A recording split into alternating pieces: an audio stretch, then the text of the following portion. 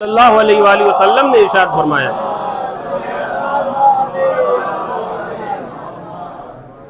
کہ انا و علی نورین، میں اور علی دونوں دو نور تھے. میں اور علی دونوں دو نور تھے. پروردگار عالم نے سب سے پہلے ہمارے نور کو پیدا کیا. ابھی کسی کو پیدا نہیں کیا تھا. نہ زمین خلق ہوئی تھی، نہ آسمان خلق ہوا تھا، نہ آفتاب ہو، نہ ماہتاب، نہ فرشتے، نہ جنات، نہ انسان، کچھ بھی پیدا نہیں ہوا تھا. ہو کا عالم تھا. اس وقت پروردگار عالم نے ہمارے نور کو پیدا کیا. اور اس کے بعد فرماتے ہیں کہ جب ہم نے حمد پروردگار کی تو ہماری حمد کو سن کر فرشتوں نے حمد کرنا سیکھا.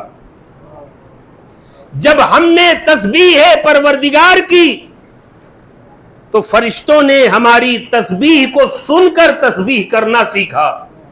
جب ہم نے تحلیل پروردگار کی تو فرشتوں نے ہماری تحلیل کو سن کر تحلیل کرنا سیکھا. یعنی یہ فرشتے کہ جو معصوم ہیں، جو عبادت گزار ہیں، جو سجدے میں ہے وہ سجدے میں ہے، جو رکوع میں ہے وہ رکوع میں ہے، جو قیام میں ہے وہ قیام میں ہے، جو ذکر پڑھ رہا ہے وہ پڑھ رہا ہے. اتنے معصوم فرشتے، ان کو عبادت کا سلیقہ سکھایا کس نے؟ رسول اللہ نے سکھایا، علی نے سکھایا.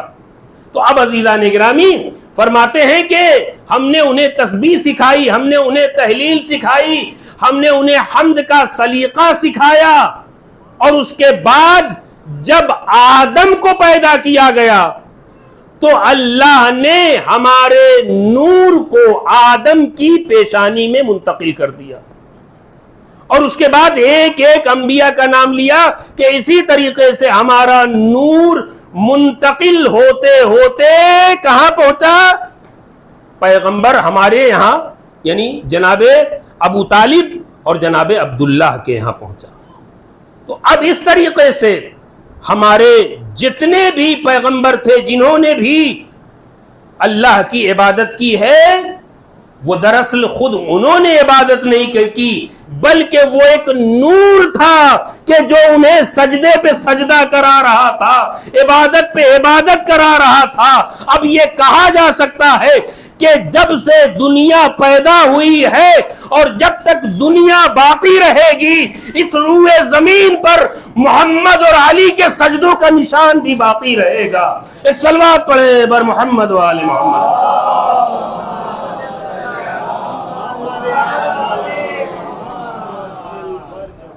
اب یہیں سے میں گریز کرتا ہوں.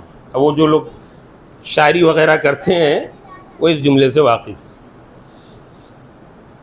قرآن مجید کی یہ آیت میں نے آپ کی خدمت میں پیش کر دی، سورہ انبیاء کی وَكَانُوا لَنَا عَابِدِينَ، جس کا آخری ٹکڑا ہے. یہ کس کے لیے کہا جا رہا ہے؟ یہ نبیوں کے لیے کہا جا رہا ہے کہ جتنے بھی نبی کو اللہ نے، جتنے بھی انبیاء کو اللہ نے اس روئے زمین پر بھیجا، سب کے سب کیا تھے؟ عابد تھے، عبادت کرنے والے تھے. ایک اور آیت پڑھتا ہوں. فرشتوں کے لیے خداوند عالم نے کہا، جب جناب آدم کا پتلا تیار کیا جا رہا تھا اور تیار ہو گیا تو پروردگار عالم نے حکم دیا فَإِذَا سَوَّيْتُهُ وَنَفَخْتُ فِيهِ مِنْ رُوحِي فَقَعُوا لَهُ ساجدین. مجھے بڑی خوشی ہوگی اگر آپ پہلے بول دیں فَقَعُوا لَهُ ساجدین، کہ جب میں اس مٹی کے پتلے کو گوندھ دوں، اس کو تیار کر دوں، اس کی تخلیق کر دوں، فَإِذَا سَوَّيْتُهُ وَنَفَخْتُ فِيهِ مِنْ رُوحِي، اور میں اس میں اپنی روح داخل کر دوں، فَقَعُوا لَهُ ساجدین، تو تم سب کے سب سجدے میں گر جانا. یہ کس سے کہا گیا؟ آسمان پر فرشتوں سے کہا گیا. یہ دونوں آیت آپ کے ذہن میں آ گئی؟ آج جن کا تذکرہ ہم کر رہے ہیں ان کے دو لقب بہت مشہور ہیں. ایک ہے سید الساجدین اور ایک ہے زین العابدین. یہ سبھی کو پتا ہے. سجاد بھی کہتے ہیں، سجاد یعنی زیادہ سجدہ کرنے والا، صیغہ مبالغہ. سید الساجدین اور زین العابدین. سید الساجدین کا کیا مطلب ہے؟ ساجدین کے سردار. سید کہتے ہیں سردار کو، ساجدین کے سجدہ کرنے والوں کے سردار. زین العابدین کا کیا مطلب ہے؟ عابدین کی زینت، عبادت کرنے والوں کی. یہی لفظ ہے نا، سید الساجدین اور زین العابدین. اب اپنے مولا اور آقا کی فضیلت تو سمجھیے، ان کے مرتبے کو تو سمجھیے کہ جب آسمان پر فرشتوں نے سجدہ کیا تو انہیں کیا کہا گیا؟ ساجدین کہا گیا. اور جب زمین پر انبیاء نے عبادت کی تو انہیں عابدین کہا گیا. لیکن جب میرے مولا نے سجدہ کیا تو انہیں سید الساجدین کہا، اور جب میرے مولا نے عبادت کی تو انہیں زین العابدین کہا گیا. ایک صلوات پڑھیں بر محمد و آل محمد.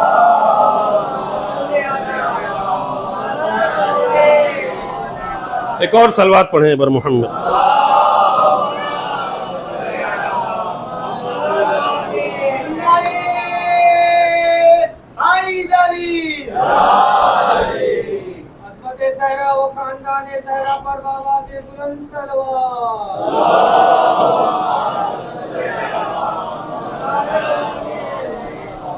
بڑے دن کے بعد میرے خیال سے مجلس پڑھنے کا شرف حاصل ہوا ہے آپ کی خدمت میں، تو 1-2 گھنٹہ تو بنتا ہے بہرحال. کا اور صلوات پڑھیں بر محمد و آل محمد.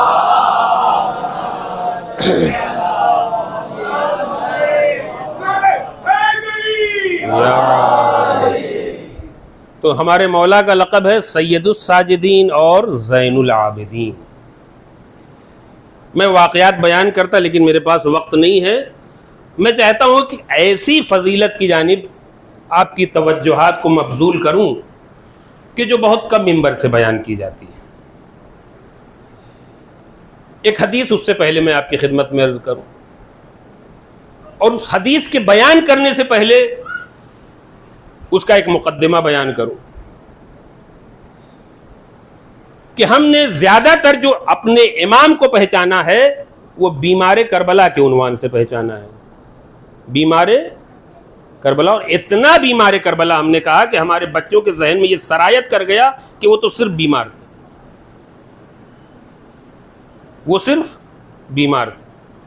بیمار کربلا، ہتکڑی اور بیڑی میں جکڑا ہوا بیمار. لیکن عزیزان گرامی، ہمارے مولا اور آقا نے جو کام انجام دیا ہے اولین و آخرین میں اس کی مثال نہیں ملتی. آپ نے امامت کے عہدے کو کب سنبھالا ہے؟ ایسے ہنگام میں آپ نے امامت کے عہدے کو سنبھالا کہ جب خیمے جلائے جا رہے تھے، جب آپ کے بابا کا قتل ہو رہا تھا، آپ کے بابا کو شہید کیا گیا، خیمے جلائے جا رہے تھے، سیدانیوں کے سروں سے ردائیں چھینی جا رہی تھیں، ایسے عالم میں آپ نے اس امامت کے عہدے کو سنبھالا. اور سب سے پہلا مسئلہ آپ کی پھوپھی اماں نے پوچھا تھا کہ بیٹا تمہارا کیا کہنا ہے کہ ہم اس جلتے ہوئے خیمے میں رک جائیں اور جل جائیں یا پھر اپنی جان کو بچا لیں؟ تو آپ نے حکم دیا پھوپھی اماں جان بچانا واجب ہے. تو ایسے ہنگام میں، ایسے ماحول میں ہمارے مولا اور آقا نے اس امامت کے عہدے کو سنبھالا ہے. اور پھر اس کے بعد شام و کوفہ کے سفر، وہ صعوبتیں، وہ پریشانیاں، وہ دربار کا خطبہ، وہ بازار کا خطبہ، وہ سب آپ کی نگاہوں میں ہے. اور اس کے بعد پھر جب تقریباً 1 سال کے بعد جب آپ دوبارہ مدینے آئے ہیں تو کیا آپ یہ سمجھتے ہیں کہ مدینے میں آ گئے تو اب آپ کو سکون مل گیا ہوگا؟ نہیں، سکون آپ کو نہیں ملا، بلکہ مدینے میں حکومت وقت کی آپ کے اوپر ایسی نظر ہے کہ ہر ایکٹیویٹی حکومت تک پہنچ رہی ہے آپ کی. ہر کام، جو بھی کام مولا کر رہے ہیں وہ حکومت شام تک پہنچ رہی ہے. یزید کے بعد اس کا بیٹا معاویہ تخت خلافت پر بیٹھا، لیکن وہ زیادہ دن زندہ نہیں رہا. پھر مروان آیا، اور اس کے بعد پھر اس کا بیٹا عبد الملک آیا. اس نے 21 سال امامت زین العابدین میں 21 سال اس نے حکومت کی ہے. 21 سال کچھ کم نہیں ہوتا. اور اس کے بارے میں لکھا ہے کہ یہ بڑا زیرک تھا، بڑا حکومت کے اوپر پکڑ رکھتا تھا. اور ظاہر سی بات ہے جو 21 سال حکومت سنبھال لے تو کچھ نہ کچھ اس کے اندر کوالٹی تو ہوگی. لیکن اس کی ایک کوالٹی اور دیکھیے، امام نے کس زمانے میں، کیسے زمانے میں زندگی گزاری ہے اور کس طرح سے اس شیعت کو ہم تک پہنچایا ہے. اس کی قدر سمجھیے، اسے جانیے. یہ شیعت جو ہم تک آج پہنچی ہے یہ کیسے پہنچی ہے. جب اس کا باپ مرا مروان، تو بتایا جاتا اس وقت یہ مسجد میں بیٹھا ہوا تھا، اور مسجد میں بیٹھ کر یہ عبادت کیا کرتا تھا، نماز پڑھا کرتا تھا، قرآن پڑھا کرتا تھا. یہاں تک کہ مدینے والوں نے اس کو حمامت المسجد کا لقب دے دیا تھا. حمامت المسجد یعنی حمامہ کہتے ہیں کبوتر، مسجد کا کبوتر. یعنی اتنی عبادت کر رہا تھا اور اتنے دعائیں اور اتنی مناجاتیں کرتا تھا کہ اسے حمامت المسجد کا لقب دے دیا. لیکن خدا برا کرے اس حکومت کا کہ جو متقی اور پرہیزگار کو بھی ظالم میں تبدیل کر دیتی ہے. جب اسے خبر ملی کہ اس کا باپ اس دنیا سے چلا گیا اور اسے یہ پتا چلا کہ اب اس کے بعد مجھے خلیفہ بننا ہے، مجھے حاکم بننا ہے، تو اس وقت اس کے سامنے قرآن رکھا ہوا تھا، اور وہیں پر اس نے یہ جملہ کہا، فراق بینی و بینک، ھذا فراق بینی و بینک، یہ میرے اور تیرے درمیان جدائی ہے. اب یعنی اب میں جا رہا ہوں حکومت کی جانب، اب میرا قرآن سے کوئی مطلب نہیں ہے. میں اب جا رہا ہوں حکومت کی جانب، میرا قرآن سے کوئی مطلب نہیں. لہذا اس نے اپنے دور حکومت میں اتنے زیادہ مظالم ڈھائے، اور اس نے خود تو ظلم کرتا ہی تھا، جو اس کے عمال تھے، جو اس کے مقرر اور کردہ اور اپوائنٹ کردہ جو اس کے گورنر ہوا کرتے تھے، انہوں نے بھی اتنا ظلم کیا، بالخصوص علی کے چاہنے والوں پر، کہ آج بھی تاریخ کے سینے میں وہ تمام چیزیں ثبت ہیں. میں صرف ایک نام لوں گا جس کو اس نے گورنر بنایا تھا، وہ کون ہے؟ حجاج بن یوسف ثقفی. یوسف ثقفی کا بیٹا. اس کے بارے میں ملتا ہے کہ یہ اتنا بڑا ظالم تھا کہ جب تک یہ کسی کو مرتا ہوا نہیں دیکھ لیتا تھا اسے سکون نصیب نہیں ہوتا تھا. ایک دن اس نے اپنی ایک کنیز سے کہا، یا شاید سعید نام ہے جس سے کہا، کنیز کی بات دوسری، اس سے کہا کہ اب میری حالت یہ ہو گئی ہے کہ جب میں کوئی نیک کام کرتا ہوں تو مجھے خوشی نہیں ملتی. ذرا اپنے آپ کو بھی چیک کریں ہم لوگ. جب میں کوئی نیک کام کرتا ہوں تو مجھے خوشی نصیب نہیں ہوتی، جب میں کوئی برا کام کرتا ہوں تو مجھے افسوس نہیں ہوتا. میری حالت ایسی ہو گئی. ایک دن اس کی کنیز نے پوچھا کہ خلیفہ، میں نے یہ سنا ہے کہ آپ نماز پڑھنے سے پہلے، تہجد کی نماز پڑھنے سے پہلے آپ شراب بھی پیتے ہیں؟ تہجد کی نماز پڑھنے سے پہلے آپ شراب بھی پیتے ہیں؟ تو اس نے کہا، نہیں، میں صرف شراب نہیں پیتا بلکہ خون بھی پیتا ہوں. یہ تاریخ میں، تاریخ الخلفاء میں یہ باتیں درج ہیں. اتنا، یہ بتانے کا مقصد کیا ہے، اتنا خطرناک اور اتنا سفاک اتنا ظالم بادشاہ کہ جسے اچھائی کرنے پر خوشی نصیب نہیں ہوتی، برائی کرنے پر افسوس نہیں ہوتا، اس زمانے میں ہمارے امام کی امامت ہے.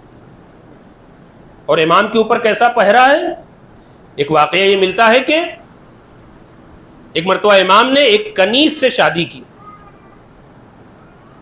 اسے آزاد کیا، شادی کی. کچھ دنوں کے بعد عبد الملک بن مروان کا خط پہنچا کہ میں نے سنا ہے کہ آپ اپنی کنیزوں سے شادی کرتے ہیں. امام نے تو اس کا جواب دے دیا کہ جب رسول اللہ کرتے تھے تو میری کیا حیثیت ہے. لیکن وہ اس خط کے ذریعے سے امام کو بتانا یہ چاہ رہا تھا کہ دیکھیے آپ کی چھوٹی سی چھوٹی حرکت کے اوپر ہماری نظر ہے. لہذا تاریخ میں یہ بھی لکھا ہے کہ جب کوئی امام سے آ کے ملاقات کرتا تھا، مصافحہ کرتا تھا، تو حکومت کے کارندے اس کے تعاقب میں آ جاتے تھے کہ تم سے امام نے کچھ کہا تو نہیں. ایسے ماحول میں کہ جہاں امام کسی سے مصافحہ تک نہ کر سکتے ہوں، ایسے ماحول میں کہ جہاں پر امام کوئی کام انجام دیتے ہوں تو اس کی خبر حکومت وقت تک پہنچ رہی ہو، اور جہاں پر حدیث ہے چھٹے امام کی کہ ایسے زمانے میں، میرے جد کے زمانے میں، صرف اور صرف 3 مخلص شیعہ تھے جن کا نام تاریخ نے لکھا ہے. اور ایک حدیث یہ بھی ہے کہ مکہ اور مدینہ دونوں جگہ ملا کر ہمارے صرف 20 شیعہ تھے. کتنا خطرناک ماحول ہے یہ کربلا کے بعد کا. ایسے ماحول میں آپ نے ابھی کل سنا کہ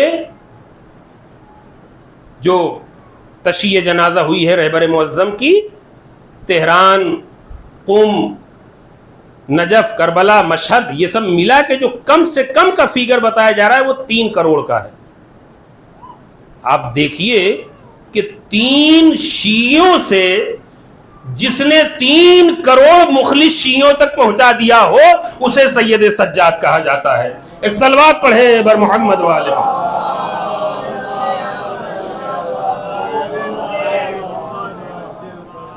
تو کبھی اس اینگل سے، کبھی اس لحاظ سے امام کی زندگی کو پرکھیں. اب میں جلدی چونکہ وقت بہت تیزی سے نکل گیا، جلدی 2-3 باتیں آپ کی خدمت میں عرض کر دوں. امام نے کس طریقے سے اس شیعت کو کہ جو ختم ہو چکی تھی تقریباً، کس طریقے سے اس مقام تک پہنچایا.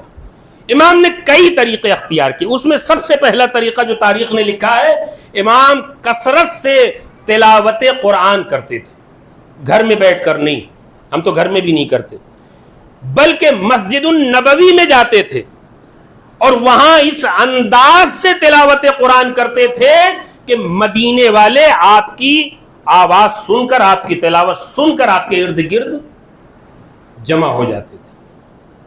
امام کسی کو اپنے قریب نہیں بلا سکتے. جیسے آج ہم دعوت دے رہے کہ فلاں جگہ مجلس سے تشریف لے آئیے، اس طرح سے امام دعوت نہیں دے سکتے تھے. کسی کو بلا نہیں سکتے تھے. حکومت کی نظر تھی، لوگوں کے ملنے پر پابندی تھی. تو اب امام نے جو طریقہ اختیار کیا ہے وہ نایاب طریقہ ہے. امام تلاوت قرآن کر رہے ہیں، لوگ آ رہے ہیں، اور پھر امام انہی آیات کی تفسیر بیان کر رہے ہیں. اب یہ کوئی حکومت تو نہیں روک سکتی نا بھائی. اس کا بھی یہ دعویٰ ہے کہ ہم خلیفہ رسول اللہ ہیں، جس کا رسول اللہ کی سیرت سے کوئی لینا دینا ہی نہیں. اس کا بھی یہی تو دعویٰ ہے کہ ہم رسول اللہ کے برحق خلیفہ ہیں، لہذا وہ قرآن کو تو نہیں روک سکتا تھا. تو ایک طریقہ امام نے لوگوں کو کنیکٹ کرنے کا یہ بنایا. دوسرا طریقہ دعائیں.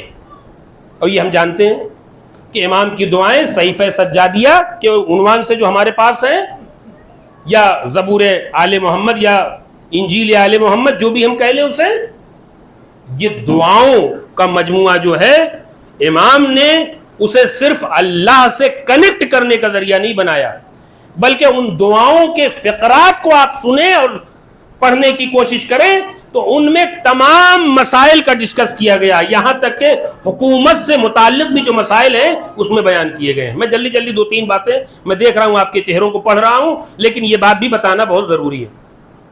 تو دوسرا طریقہ کیا ہے کہ امام ایک صلوات پڑھے پر محمد والے محمد پر.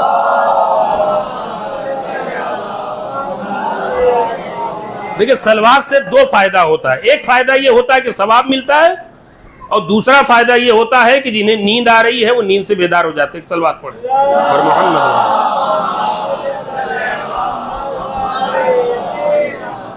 تو پہلا طریقہ امام نے تلاوت قرآن فرمائی. دوسرا طریقہ امام نے اپنی دعاؤں کے ذریعے سے لوگوں کو اٹریکٹ کیا. دعائیں پروردگار عالم سے ہوتی ہیں. ہم جو کچھ بھی کہہ رہے ہیں اللہ سے کر رہے ہیں, حکومت کی کوئی گرفت ہو ہی نہیں سکتی. ہم تو اپنے اللہ سے دعا مانگ رہے ہیں, ہم تو لوگوں سے کوئی کلام ہی نہیں کر رہے ہیں, تو اب حکومت کچھ پکڑ نہیں کر سکتی. تیسرا طریقہ, یقیناً اگر آپ نے کتابوں کو پڑھا ہوگا تو شاید آپ نے یہ سنا ہوگا, امام نے جو تیسرا نایاب طریقہ اپنایا ہے تربیت کرنے کے لیے اور اسلام ناب محمدی پہنچانے کے لیے, وہ واقعاً ایسا طریقہ ہے جو ایک امام ہی کر سکتا ہے. امام کسی کو, جیسا کہ چھٹے امام کے لیے ہمیں ملتا ہے کہ چھٹے امام کا جب زمانہ تھا تو آپ کے جو حلقہ درس میں شاگرد بیٹھتے تھے ان کی تعداد 4000 تھی. کتنی؟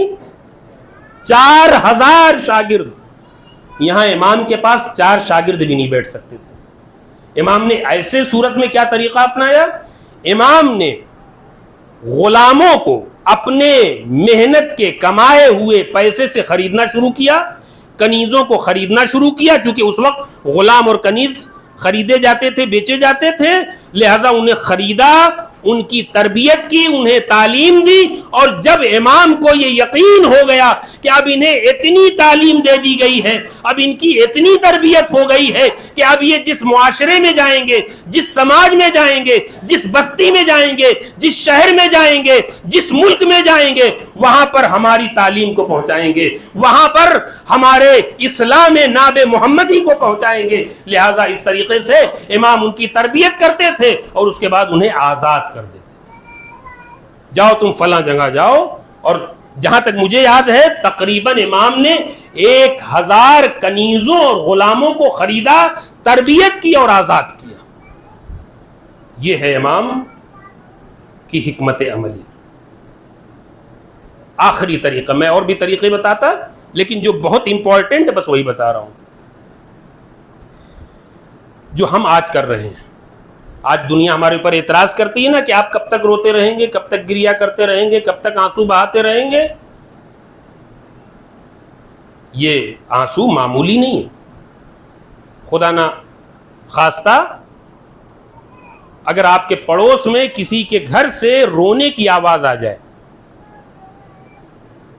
تو اگر آپ انسان ہیں تو ضرور جا کر پوچھیں گے بھائی رونے کی آواز کیوں آ رہی, کیا ہوا. اور اگر مسلسل رونے کی آواز آئے تو ہم تو پریشان ہو جائیں گے, جا کر پوچھیں گے. لیکن اگر اسی کے مقابلے میں کسی کے یہاں شادی برپا ہو رہی ہو, خوشی کا کوئی مرحلہ ہو, خوشی کا کوئی جشن ہو, تو آپ نہیں جائیں گے. لیکن اگر رونے کی آواز آ جائے گی تو آپ ضرور جائیں گے. امام نے 35 سال تک گریا کیا. کتنے سال؟ 35 سال تک. 95 ہجری میں آپ کی شہادت ہوئی. 35 سال تک آپ نے گریا کیا. یہ گریا صرف گریا نہیں تھا بلکہ تبلیغ ذکر حسین اور تبلیغ عزاداری تھی. امام لوگوں کو بلا کر مجلس نہیں برپا کر سکتے تھے. ذاکر کو بلا کر, جیسا کہ اس کے بعد کے اماموں, 5ویں امام اور 6ٹھے امام اور اس کے بعد جتنے ہمارے امام ہوئے, سب نے یہ کام انجام دیا ہے کہ لوگوں کو بلایا ہے اور ذاکر کو بلایا ہے اور مجلس برپا کی باقاعدہ. لیکن ہمارے امام یہ ایسا نہیں کر سکتے تھے. لہٰذا امام نے یہاں پر یہ طریقہ کار اپنایا کہ جب بھی امام کے سامنے پانی آتا تھا امام گریا کرنا شروع کرتے تھے. بالخصوص جب وضو کا پانی آپ کے سامنے لایا جاتا تھا تو آپ پانی کو دیکھ کے روتے تھے, ہائے یہی پانی تھا کہ جو میرے بابا کو کربلا کے میدان میں نہیں دیا گیا. اور اتنا گریا کرتے تھے کہ وہ پانی مضاف ہو جاتا تھا. وہ پانی اس قابل نہیں رہ جاتا تھا کہ پھر اس سے وضو کیا جا سکے، چونکہ مذاب پانی سے وضو نہیں کر سکتا۔ اور جناب منہال کوفی کا گزر ہوتا ہے اس گلی سے کہ جس گلی میں مولا رہتے، پر نالے سے پانی جاری ہوا، منہال نے اپنے دامن کو بچایا، کنیز نے پکار کر کہا منہال دامن کیوں بچا رہے ہو؟ کہا پتہ نہیں کیسا پانی ہے، کہا یہ تمہارے امام کے آنسو ہیں جو پر نالے کی صورت میں جاری ہو رہے ہیں۔ منہال کہاں کے رہنے والے ہیں؟ کوفے کے۔ اب امام کا یہ رونا کہاں تک پہنچا؟ کوفے تک پہنچا۔ امام کی حکمت عملی دیکھیے، امام صرف رو نہیں رہے ہیں بلکہ ایک عزاداری اور ایک انقلاب اور ایک تحریک کو پروان چڑھا رہے ہیں۔ امام بازار میں نکلتے ہیں، نظر پڑتی ہے قصاب جانور کو ذبح کرنے جا رہا ہے، قریب آتے ہیں، بھائی کیا تو نے اسے پانی پلا دیا ہے؟ کیا تو نے اسے پانی پلا لیا ہے؟ وہ پلٹ کر جواب دیتا ہے، مولا ہماری عادت یہ ہے کہ جب تک ہم ان جانوروں کو پانی نہ پلا دیں ہم انہیں ذبح نہیں کرتے۔ تو یہ جملہ سن کے امام کربلا کا رخ کرتے تھے، اے میرے بابا، ارے قصاب جانوروں کو بھی پانی پلا کر ذبح کرتے لیکن آپ کو بھوکا پیاسا ذبح کیا گیا۔ جزاکم ربکم خیر الجزا۔ آپ کی آوازیں گریا بلند ہے۔ کوئی امام کے پاس آتا، کہتا مولا کب تک روتے رہیں گے، کب تک آنسو بہاتے رہیں گے؟ کافی وقت گزر گیا ہے، کافی عرصہ گزر گیا ہے، اب تو آنسو بہانا کم کر دیجئے۔ کہا بھائی تو نے انصاف نہیں کیا۔ کہا مولا شہادت تو آپ کے گھر کی میراث ہے، شہادت تو آپ کی عادت ہے، شہید ہونا تو آپ کے خون میں ہے، مولا آپ کب تک روتے رہیں گے؟ کہا انصاف نہیں کیا۔ یہ سچ ہے کہ شہادت ہماری میراث ہے، لیکن ہماری ماؤں بہنوں کا بلوے عام میں پھرایا جانا کیا یہ بھی ہماری میراث تھی؟ جزاکم ربکم خیر الجزا۔ خدا آپ کی نوازوں پہ رحمت نازل کرے۔ ہاں عزیزو، پرسہ دینے کا یہی حق ہے۔ آج ایک عزادار کا ماتم ہے، وہ حسین کا عزادار کہ جسے سب سے زیادہ رونے کا حق تھا اور جس نے سب سے زیادہ بھی گریہ کیا۔ حدیث کے جملے ہیں کہ سب سے زیادہ گریہ کرنے والوں میں جناب سید سجاد کا بھی نام ہے۔ اتنا گریہ کیا، اتنا گریہ کیا کہ آپ کو اسی لقب سے جانا جانے لگا، سب سے زیادہ گریہ کرنے والے۔ اور ایک طریقہ امام نے اور اپنایا، جب امام کے پاس کوئی آتا تھا، ظاہر سی بات ہے امام مدینے میں رہ رہے ہیں تو کبھی خوشی کا ماحول ہے، کبھی غم کا ماحول ہے، تو جب خوشی کا ماحول ہوتا تھا کوئی آتا تھا، کہتا تھا مولا میرے گھر پر شادی ہے، آپ تشریف لے چلیں، میرے گھر پہ فلاں خوشی کا موقع ہے، مولا تشریف لے چلیں، تو مولا ایک جملہ کہتے تھے، بھائی میں نے اپنے بابا کی شہادت کے بعد، کربلا کے بعد خوشی کے جشن میں شرکت کرنا چھوڑ دیا، خوشی کی محافل میں شرکت کرنا چھوڑ دیا ہے، اور یہ سن کر وہ چلا جاتا تھا۔ لہٰذا ایک واقعہ یہ بھی ملتا ہے کہ شہاب الدین ظہری کہ جو آپ کے عقیدت مند تھے لیکن ان کا تعلق دربار سے تھا، لیکن آپ کے عقیدت مند تھے، آپ کی عبادتوں سے بہت زیادہ متاثر تھے، مولا کی تعریف کیا کرتے تھے، دربار میں بھی تعریف کیا کرتے تھے۔ ایک دن مولا کے پاس آئے، کہا مولا میرے گھر میں میرے بیٹے کی شادی ہے، میری تمنا یہ ہے کہ آپ گھر پہ تشریف لے چلیں۔ مولا نے وہی جملہ کہا جو اوروں سے کہا کرتے تھے کہ دیکھ کربلا کے بعد ہم نے خوشی کی محفلوں میں جانا چھوڑ دیا۔ اس جملے نے شہاب الدین ظہری کے اوپر اتنا اثر کیا کہ پھر وہ دوبارہ مولا سے اصرار نہ کر سکے، واپس چلے گئے، لیکن دل میں یہ تمنا، یہ تڑپ باقی رہ گئی کہ مولا میرے گھر نہ آ سکا۔ آج آپ فرش عزا اپنے اپنے گھر پہ بچھاتے ہیں نا، کس نیت سے بچھاتے ہیں؟ اسی نیت سے تو بچھاتے ہیں کہ مولا کے قدم میرے گھر میں آئیں گے۔ لہذا وہ بھی یہ چاہتا تھا کہ مولا کے قدم میرے گھر میں آئیں۔ کچھ دنوں کے بعد واپس آیا، کہا مولا کچھ دنوں کے پہلے میں آپ کی خدمت میں آیا تھا, آپ سے تقاضا کیا تھا, لیکن آپ نے ایسا جملہ کہا کہ پھر میں اصرار نہ کر سکا. لیکن مولا میں یہ چاہتا ہوں کہ آپ میرے گھر تشریف لے چلیں, اور مولا میں نے اس کے لیے آپ کے بابا کی فرش عزا بچھائی. یہ سننا تھا کہ حسین کے عزادار نے کہا کہ میں ضرور چلوں گا. وقت مقرر ہو گیا, تاریخ مقرر ہو گئی, دن مقرر ہو گیا, جگہ مقرر ہو گئی, اور اس کے بعد وہ دن بھی آیا کہ جب مجلس کا وقت آیا امام تشریف لے گئے. شہاب الدین ظہری نے, گنے چنے لوگ تھے, چونکہ حکومت کا مسئلہ تھا, گنے چنے افراد تھے, شہاب الدین ظہری نے امام کا استقبال کیا اور اس کے بعد امام کو صدر مجلس میں بٹھایا. صدر مجلس یعنی ممبر کے بالکل سامنے امام کو بٹھایا گیا. اب عزیزو, اگر میں آپ سے یہ جملہ کہوں کہ اس مجلس میں شہزادی زینب تشریف فرما ہے, اس مجلس میں سیدہ کونین تشریف فرما, اس مجلس میں علی بیٹھے ہوئے ہیں, اس مجلس میں فاطمہ بیٹھی ہوئی ہیں, اس مجلس میں رسول اللہ بیٹھے ہوئے ہیں, تو آپ کے اوپر کیسی کیفیت طاری ہو جاتی ہے. ایسی مجلس کہ جہاں پر خود بیٹا بیٹھا ہوا ہو, کہ جس کے سامنے اس کے باپ کو ذبح کیا گیا ہو, ایسا بیٹا جب بیٹھا ہوا ہو اور ذاکر منبر پر جا کر ذکر حسین کرے, مصائب حسین بیان کرے, تو مجمع پہ کیا کیفیت طاری ہوگی ذرا اندازہ کیجئے. یہی حال ہوا کہ جب ذاکر نے ذکر حسین کیا اور مصائب حسین بیان کیا, تو اب لکھا ہے کہ کسی کو کسی کی خبر نہ رہی, اتنا گریا ہوا, اتنا گریا ہوا, اتنا عزادار روئے کہ کسی کو کسی کی خبر نہ رہی اور کچھ دیر تک روتے رہے. اور جب گریا کچھ کم ہوا تو ایک مرتبہ شہاب الدین کی نظر وہاں پڑی کہ جہاں اپنے مولا اور آقا کو بٹھایا تھا. اب جب اس کی نظر پڑی تو اس نے کیا دیکھا کہ مولا وہاں پر موجود نہیں ہے کہ جہاں میں نے بٹھایا تھا. بس عزیزو, ایک مرتبہ اس نے اپنی نظروں کو ادھر ادھر دوڑانا شروع کیا, کبھی دائیں دیکھا, کبھی بائیں دیکھا, لیکن مولا نظر نہ آئے. ایک مرتبہ اس کی نظر وہاں پر پڑی کہ جہاں پر عزاداروں کے نالین اتارے جاتے ہیں, جہاں پر ہمارے جوتے چپل ہوتے, وہاں پر اس کی نظر پڑی. کیا دیکھا, امام وہاں بیٹھے ہوئے ہیں. دوڑا ہوا گیا, امام کے قدموں میں گر گیا.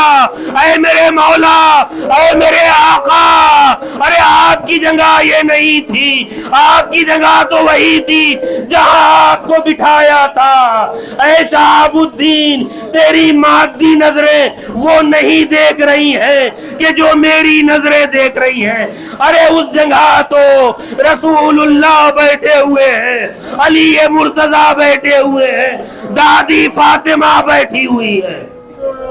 جزاکم ربکم خیر الجزا. ہاں عزادارو, ابھی کچھ دیر کے بعد تابوت لایا جائے گا, تابوت برآمد ہوگا, شبیہ تابوت سید سجاد برآمد ہوگی. آپ حضرات پرسا دیں گے, آپ حضرات ماتم کریں گے, لیکن اس سے پہلے چند جملے سید سجاد کی مظلومیت کے حوالے سے آپ کی خدمت میں ذکر کروں. ہاں عزادارو, یہ سید سجاد کہ جو زندگی بھر اپنے بابا کو روتا رہا, اپنے بابا کا عزادار رہا, ایک دن وہ بھی آیا کہ جب وہی سید سجاد ظالم کے زہر کے اثر سے اس دنیا سے رخصت ہو گیا. لیکن ہاں عزادارو, تاریخ نے ایک جملہ لکھا ہے کہ اہل بیت کا یہ پہلا جنازہ تھا سید سجاد کا, جو بڑی دھوم دھام کے ساتھ اٹھایا گیا اور شرکت کرنے والوں کا ہجوم تھا, جم غفیر تھا, لوگ آگے بڑھ بڑھ کر کاندھا دے رہے تھے. ہاں عزادارو, کربلا کے واقعے کو مد نظر رکھیے گا. جب لوگ بڑھ بڑھ کے امام کے جنازے کو کاندھا دے رہے تھے, تو کیا آپ کو یہ لگتا ہے کہ امام نے جب یہ منظر دیکھا ہوگا اپنے تابوت سے, جب یہ منظر امام نے دیکھا ہوگا, تو کیا امام خوش ہوئے ہوں گے کہ ہائے میرے جنازے میں اتنے لوگ شامل ہیں, اتنے لوگ مجھے کاندھا دے رہے ہیں؟ نہیں عزادارو, جب امام نے یہ منظر دیکھا ہوگا تو اپنے تابوت سے کربلا کا رخ کیا ہوگا.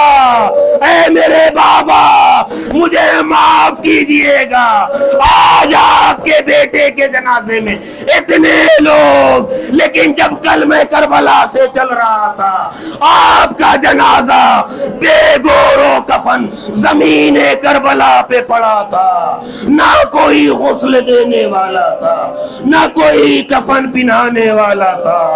آزادارو سید سجاد کا تابوت آ رہا ہے، ماتم کرو پرسا دو، واہ حسین واہ حسین۔